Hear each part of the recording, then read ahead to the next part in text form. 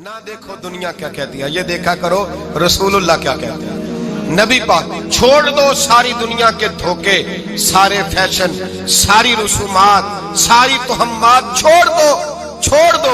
नबी पाक की गुलामी इज्जत है, हुजूर की गुलामी। यार बंदा बिल्कुल बेअमल हो ना, बिल्कुल तो मेरी तरह दाढ़ी रख के पगड़ी बांध के बस में भी चढ़ जाए तो कई लोग सीटें खाली कर देते हैं, कहते हैं बुजुर्गों यहाँ आ जाए, हजरत जी यहाँ आ जाए। तो फिर इज्जत किस चीज की हुई? सुन्नत मुस्तफा की हुई ना, फिर इज्जत नबी पाक की सुन्नत की हुई ना, वकार की हुई ना। एक साहब, एक बच्चे ने दाढ़ी रख ली तो मुझे आके कहने लगे हजरत जी लोग बड़े बड़े लकब देने लगे हैं। मैंने कहा क्या? कोई कहता है हजरत साहब, कोई कहता है कारी साहब, कोई कहता है हाफिज साहब, कोई कहता है अल्लामा साहब। तो मैंने कहा तेरी मौज नहीं बन गई? 4 सालों में हिफज होता है, तुझे मुफ्त का लकब मिल गया है। से निजामी 8 साल में होता है, मुफ्त का अल्लामा बन गया है। तुझे वकार नहीं दे दिया अल्लाह ताला ने, इज्जत। मेरे आला हजरत फरमाते हैं इज्जत दरे रसूल पे है, इज्जत हुजूर की। और आला हजरत ने एक बात लिखी है बड़ी कीमती, और मैं ना जब कभी परेशान होता हूँ ना तो मैं ये वाली बात खोल के पढ़ता हूँ। आला हजरत ये बात ढारस बनाती है, ढारस तवानाई देती है, पूरा मजमून बांधा है। आला हजरत कहते हैं बेरूपिया था मदारी, रूप बदल बदल के दिखाया करता था, बादशाहों से इनाम लेता था।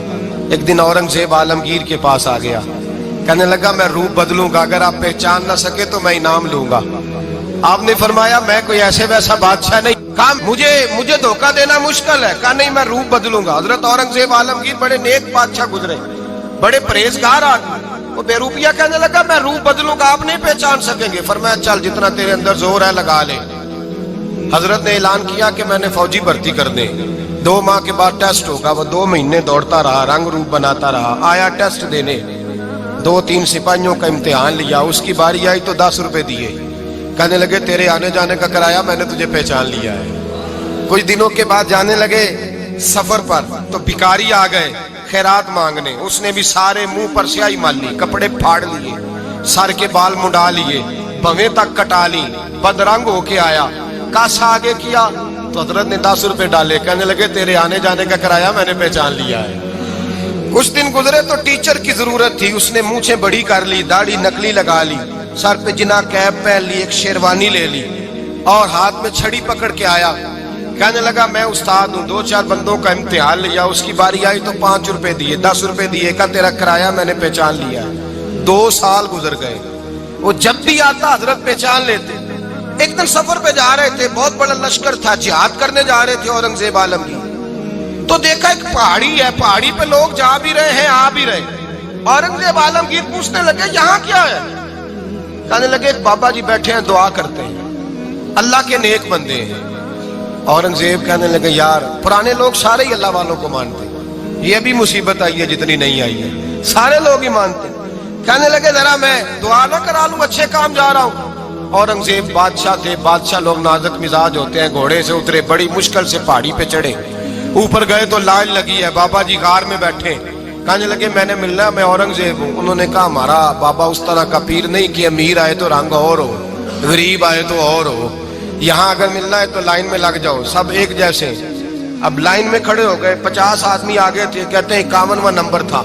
थक गया धूप में खड़ा खड़ा, जब मैं पहुंचा गार के दाने तो मैंने बाबा जी के चेहरे पे नजर डाली तो बड़ा नूरानी चेहरा, बड़ी खूबसूरत लबो लहजा। मैंने कहा मेरे जैसा आदमी भी पगड़ी बांध ले जो अच्छा लगने लग जाता है, बड़ा खूबसूरत अंदाज।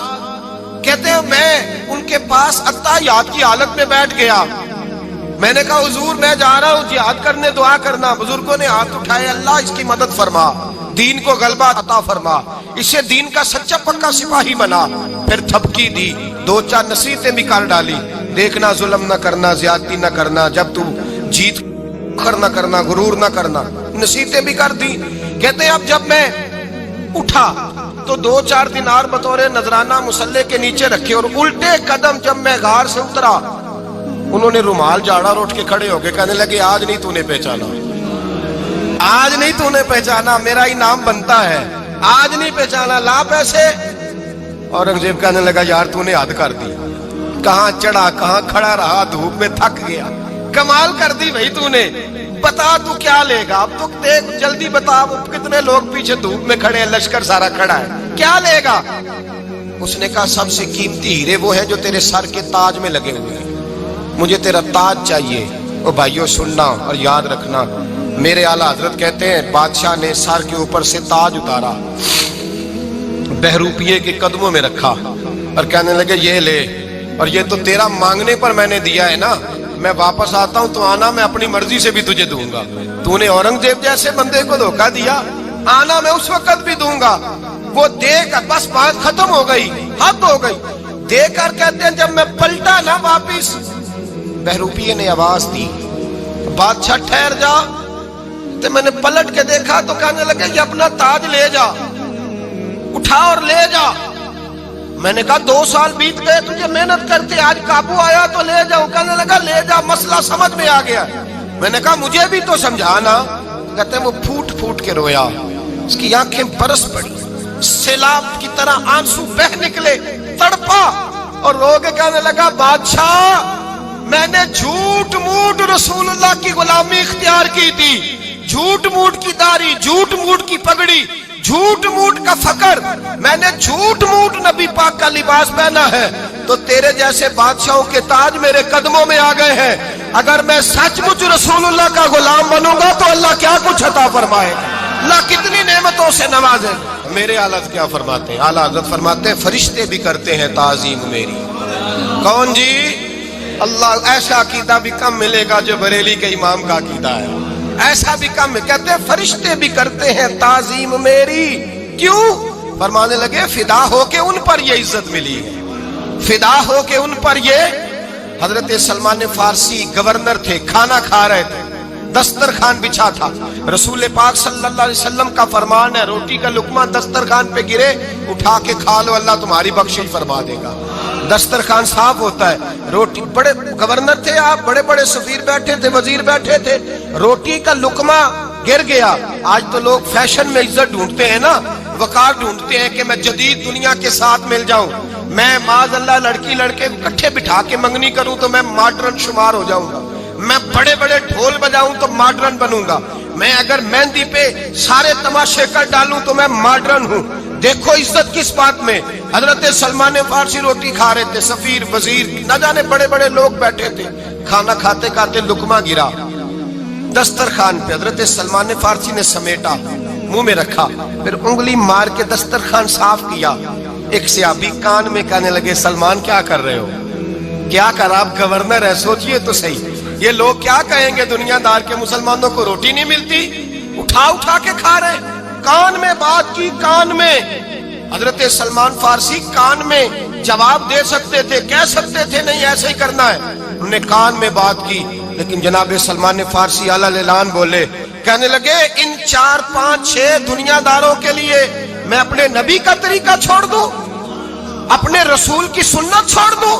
یہ 4 5 دنیا دار دنیا کی طرف دیکھ کے میں مصطفیٰ سے منہ موڑ لوں؟ پھر جوش جذبات میں سر سے پگڑی اتار دی، رونے لگے۔ آپ فرمانے لگے میں مدینے کے بازاروں میں کھجوریں اتارتا تھا، نوکریاں کرتا تھا، یہ جو میرے سر پر عزت کے بال ہیں یہ محمد عربی کے اگائے ہوئے ہیں، رسول اللہ کے اگائے ہوئے ہیں۔ اور بھائیو حد ہو گئی۔ حضرت بلال رضی اللہ تعالیٰ، حضرت بلال آئے جناب عمر سے ملنے، کیسر و کسرا بھی آئے تو عمر خاطر میں نہ لائے، پر بلال حبشی دروازے پہ داخل ہوئے تو فاروق اعظم نے کرسی چھوڑ دی، ہاتھ باندھ کے کونے میں کھڑے ہو گئے۔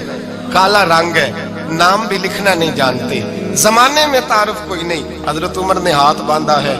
لوگ کہنے لگے عمر تو کیسے ہو، کسرا سے نہیں ڈرتا، یہ کون آ رہا ہے جس کے لیے تیرا اتنا استقبال ہے؟ حضرت عمر کہنے لگے چپ کر جاؤ، اس کی بات نہ کرنا، اسے آنے دو، اسے آنے دو، اس کی بات نہ چھیڑنا۔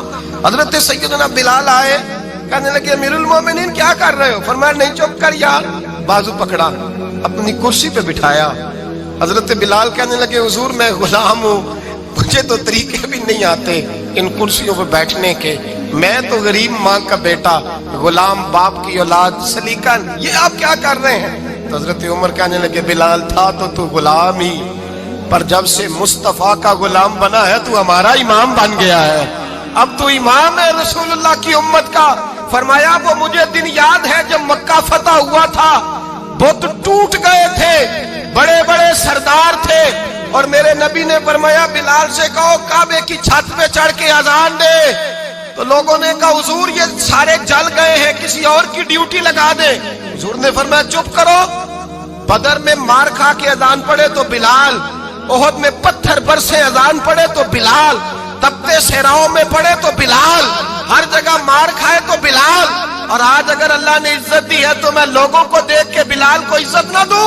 मैं बताना चाहता हूं कि रसूलुल्लाह की गुलामी में इज्जत है। फरमाया कोई ऊपर नहीं चढ़ेगा, अबू बकर भी नीचे, उमर भी नीचे, उस्मान और अली, तलहा और जुबैर भी नीचे।